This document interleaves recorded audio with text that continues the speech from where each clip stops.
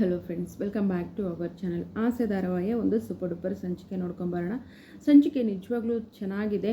ತಾರಾನೇ ನಿಜವಾದ ಸೂರ್ಯನ ತಂಗಿ ಅನ್ನೋದು ಒಬ್ಬ ವ್ಯಕ್ತಿಗೆ ಗೊತ್ತಾಯಿತು. ಆ ವ್ಯಕ್ತಿ ಯಾರು ಅನ್ನೋದನ್ನು ನೀವು ತಿಳ್ಕೊಬೇಕು ಅಂತಂದರೆ ನಮ್ಮ ಈ ಒಂದು ಚಾನಲನ್ನು ಸಬ್ಸ್ಕ್ರೈಬ್ ಮಾಡ್ಕೊಳ್ಳಿ. ವಿಡಿಯೋಗೆ ಒಂದು ಲೈಕ್ ಮಾಡಿ, ಚಾನಲ್ ಸಬ್ಸ್ಕ್ರೈಬ್ ಮಾಡಿಕೊಂಡು ಸಪೋರ್ಟ್ ಮಾಡಿ. ಬನ್ನಿ ವಿಡಿಯೋ ಸ್ಟಾರ್ಟ್ ಮಾಡೋಣ. ಏನಾಗುತ್ತೆ ಅಂತಂದರೆ, ಸೂರ್ಯ ಸ್ನೇಹಿತರಿಗೋಸ್ಕರ ಯಾವಾಗಲೂ ಬಲಗೈ ಒಂದು ಕೈ ಮೇಲೆ ಅನ್ನಂಗೆ ಯಾವಾಗಲೂ ಬಲಗೈ ಬಂಟನಾಗಿರ್ತಾನೆ. ಅವ್ನು ತುಂಬ ಒಳ್ಳೆಯವನು ಅಂತ ಎಲ್ಲ ಹೊರಗಡೆ ಎಲ್ಲ ಆಡು ಭಾಷೆಗಳನ್ನ ಕೇಳಿರ್ತೀವಿ. ಸ್ನೇಹಿತರಿಗೋಸ್ಕರ ಜೀವನೇ ಕೊಡ್ತಾರೆ ಅಂತ ಎಲ್ಲ ಕೇಳಿರ್ತೀವಿ.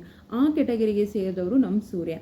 ಸೊ ಏನಂತಂದರೆ, ಚೇತನ್ನು ಏನೋ ಒಂದು ಅನ್ಎಕ್ಸ್ಪೆಕ್ಟೆಡ್ ಆಗಿ ಮಾಡಿರ್ತಕ್ಕಂಥ ತಪ್ಪಿಗೆ ಒಂದು ಜೀವ ಹೋಯ್ತು. ಸೊ ಇಲ್ಲ ಅಂತಿಲ್ಲ, ಆದರೂ ಕೂಡ ಏನಪ್ಪ ಅಂತಂದರೆ, ಗೆಳೆಯನಿಗೆ ಸಾಥ್ ಕೊಡಬೇಕು ಅನ್ನೋ ಕಾರಣಕ್ಕೋಸ್ಕರ ತನ್ನ ಕಾರನ್ನು ಅಡ ಇಡಬೇಕು ಅಂತ ನಮ್ಮ ಸೂರ್ಯ ಹೋಗಿರ್ತಾನೆ.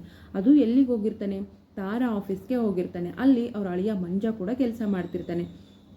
ಸೊ ಹೋದಾಗ ಏನಾಗುತ್ತೆ ಅಂತಂದರೆ, ಅಲ್ಲಿ ತಾರಾ ಇರೋದಿಲ್ಲ, ಅದ್ರ ಬದಲು ಅವ್ರ ತಂದೆಯವರು ಇರ್ತಾರೆ. ಜೊತೆಗೆ ತಾರಾ ಚಿಕ್ಕ ವಯಸ್ಸಿನ ಫೋಟೋ ಮತ್ತು ಅವ್ರ ತಂದೆ ಫೋಟೋ ಕೂಡ ಅದೇ ಟೇಬಲ್ ಮೇಲೆ ಇರುತ್ತೆ. ಆದರೆ ಸೂರ್ಯ ನೋಡಿದರೆ ಎಷ್ಟು ಚೆನ್ನಾಗಿರ್ತಿತ್ತಲ್ವ, ಭಾರಿ ಖುಷಿ ಆಗ್ತಿತ್ತು. ಹಾಗಾದರೆ ಸೂರ್ಯ ನೋಡಲಿಲ್ವಾ? ಮತ್ತು ನೋಡಿದವ್ರು ಯಾರು ಅಂತಂದರೆ, ಏನಂತಂದರೆ ಮಂಜ ಹೇಳ್ತಾನೆ, ಬಾಬಾ ಡಾಕ್ಯುಮೆಂಟ್ಸ್ ಎಲ್ಲ ಕೊಡಿ ಅಂತ ಹೇಳಿದಾಗ ಡಾಕ್ಯುಮೆಂಟ್ಸ್ ಎಲ್ಲ ತೆಗೆದುಕೊಡ್ತಾನೆ. ತೆಗೆದುಕೊಟ್ಟಾಗ ಸೂರ್ಯನ ಹತ್ತಿರ ಪರ್ಸಲ್ಲಿಂದ ಒಂದು ಏನು ಬೀಳುತ್ತೆ? ತಾರಾ ಫೋಟೋ ಬೀಳುತ್ತೆ. ಅದು ಚಿಕ್ಕ ವಯಸ್ಸಿನ ಫೋಟೋ. ಆ ಟೇಬಲ್ ಮೇಲಿರೋ ಫೋಟೋ ಮತ್ತು ಈ ಫೋಟೋ ಒಂದೇ ಆಗಿರುತ್ತೆ. ಯಾಕಂದರೆ ತಾರಾ ಸಿಕ್ಕಾಗ ಸಾಕು ತಂದೆ, ಅವ್ರ ನಿಜವಾದ ತಂದೆ ರಂಗನಾಥ್ ಅವರು, ತಾರಾ ಅವ್ರದ್ದು. ಮತ್ತು ಈಗ ಆ ಸಾಕು ತಂದೆ ಫೋಟೋ ಕೂಡ ಅಲ್ಲೇ ಇರುತ್ತೆ. ಅವ್ರು ನೋಡ್ತಾರೆ, ನೋಡಿ ಫುಲ್ ಶಾಕ್ ಆಗ್ತಾರೆ. ಇದು ಫೋಟೋ ಅಂತ ಹೇಳಿ, ನಮ್ಮ ತಾರಾ ಫೋಟೋ ಅಲ್ವಾ, ಇವನ ಹತ್ರ ಯಾಕಿದೆ ಅಂತ ಹೇಳ್ಬಿಟ್ಟು ಸಡನ್ನಾಗಿ ಅವರು ನೋಡ್ಬಿಟ್ಟು ಇದಾರ್ದಪ್ಪ ಫೋಟೋ ಅಂತ ಕೇಳಿದಾಗ, ಅದು ನನ್ನ ಪ್ರಾಣ, ನನ್ನ ಜೀವ ಅಂತ ಹೇಳ್ತಾರೆ ಸೂರ್ಯ. ಏನಪ್ಪ ಹೇಳ್ತಿದ್ಯಾ ನೀನು ಅಂದಾಗ, ಅದು ನನ್ನ ತಂಗಿ ಸರ್ ಅಂತ ಹೇಳಿದ ತಕ್ಷಣ ಆ ತಂದೆಗೆ ನಿಂತ ನೆಲನೇ ಕುಸಿದು ಬಿದ್ದಂತಾಗುತ್ತೆ. ಯಾರಿಗೆ? ತಾರಾ ಸಾಕು ತಂದೆಗೆ. ಸೊ ಫುಲ್ಲು ಶಾಕ್ ಆಗ್ತಾರೆ.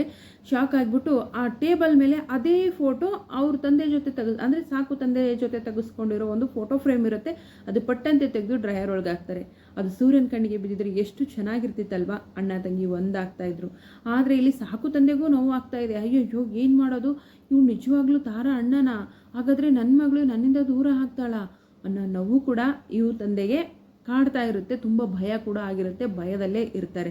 ಎಲ್ಲನೂ ಮುಗಿಸ್ಕೊಂಡಾದ್ಮೇಲೆ ಮತ್ತೇನಪ್ಪ ಅಂತಂದರೆ, ಮಂಜ ನಾವೆಲ್ರಿಗೂ ಕೂಡ ಬಡ್ಡಿಗಿಂತ 2% ಬಡ್ಡಿ ಕಡಿಮೆ ಮಾಡು ಅಂತಾರೆ. ಯಾಕಂತಾರೆ ಅಂತಂದರೆ, ಸೂರ್ಯನ್ ಕೇಳ್ತಾರೆ, ಯಾಕಪ್ಪ ಕಾರಣ ಅಡ ಇಡ್ತಿದ್ಯಾ ಅಂದಾಗ, ಸರಿ ನನ್ನ ಸ್ನೇಹಿತ ಹಿಂಗಾಯಿತು ನಡೆದಿರೋ ಪರಿಸ್ಥಿತಿನ ಹೇಳಿದಾಗ, ನಿಜವಾಗ್ಲೂ ನೀನು ಗ್ರೇಟ್ ಕಣಪ್ಪ, ನಿನ್ನ ಸ್ನೇಹಿತನಿಗೋಸ್ಕರ ಇಷ್ಟೊಂದು ಒಳ್ಳೆ ಕೆಲಸ ಮಾಡ್ತಿದ್ಯಲ್ಲ, ನಿನ್ನ ಮೆಚ್ಕೋಬೇಕು ಅಂತ ಹೇಳಿ ಅವರು ಸೂರ್ಯನ ಹೊಗಳ್ತಾರೆ. ಆಮೇಲೆ 2% ಬಡ್ಡಿ ಸರ್, ನಾವೀಗ ಕೊಡ್ತಿರೋದೇ ಕಡಿಮೆ ಬಡ್ಡಿ, ಮತ್ತೆ 2% ಕಡಿಮೆ ಮಾಡು ಅಂತ ಹೇಳ್ತಿದ್ದೀರಲ್ಲ ಅಂತ ಮಂಜ ಸೂರ್ಯ ಕೇಳಿದಾಗ ಸೂರ್ಯನಿಗೆ ಆ ಓನರ್ ಹೇಳ್ತಾರೆ, ತಾರಾ ಅವರ ಸಾಕು ತಂದೆ ಹೇಳ್ತಾರೆ, ನಾನು ಬಡ್ಡಿ ತಗೊಂಡು ಹಣ ಗಳಿಸ್ಬೇಕು, ಆಸ್ತಿ ಮಾಡಬೇಕು ಅಂತ ಈ ಕೆಲಸ ಮಾಡ್ತಿಲ್ಲ ಅಪ್ಪ, ನನಗೆ ಪುಣ್ಯ ಬೇಕು, ಪುಣ್ಯ ದೊರಿಲಿ, ಪುಣ್ಯ ಸಿಗಲಿ ಅನ್ನೋಕ್ಕೋಸ್ಕರ ನನ್ನ ಹತ್ರ ಇರೋದನ್ನು ಸ್ವಲ್ಪ ಪುಣ್ಯದ ರೂಪದಲ್ಲಿ ಈ ಕಾರ್ಯವನ್ನು ಮಾಡ್ತೀನಿ ಅಂತ ಹೇಳ್ತಾರೆ. ಇನ್ನು ನಮ್ಮ ಸೂರ್ಯ ಮೀನ ಕತೆ ಅದೊಂದು ಬೇರೆ. ರೂಮ್ ಸಿಕ್ಕಿದೆ, ರೂಮಲ್ಲಿ ಗಂಡ ಹೆಂಡತಿ ಫುಲ್ ರಾಜ ರಾಣಿ ಥರ ಇದ್ದಾರೆ. ಸೊ ಆದರೂ ಅಲ್ಲೊಂದು ಮಾತನ್ನು ಹೇಳ್ತಾರೆ ನಮ್ಮ ಮೀನಾ ಅವರು, ನಾವು ರೂಮ್ ಕೊಟ್ಟೋದನ್ನು ಮರಿಬಾರ್ದು ಅಂತ.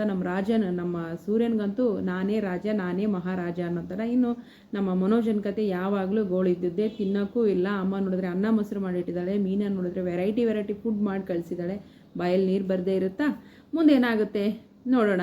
ತಾರಾ ನಿಜವಾಗ್ಲೂ ಸೂರ್ಯನ ತಂಗಿ ಅಂತ ಗೊತ್ತಾಗಿದ್ರೆ ಚೆನ್ನಾಗಿರ್ತಿತ್ತು. ಬಟ್ ಅವ್ರ ತಂದೆಗೆ ಗೊತ್ತಾಗಿದೆ, ಬಟ್ ಇನ್ನು ಸೂರ್ಯನಿಗೆ ಗೊತ್ತಾಗಿಲ್ಲ. ಯಾವಾಗ ಗೊತ್ತಾಗುತ್ತೆ? ಇನ್ನು ಕಾದು ನೋಡೋಣ ಎಷ್ಟು ದಿನ ತಗೊಳುತ್ತೆ ಅಂತ. ಓಕೆನಾ?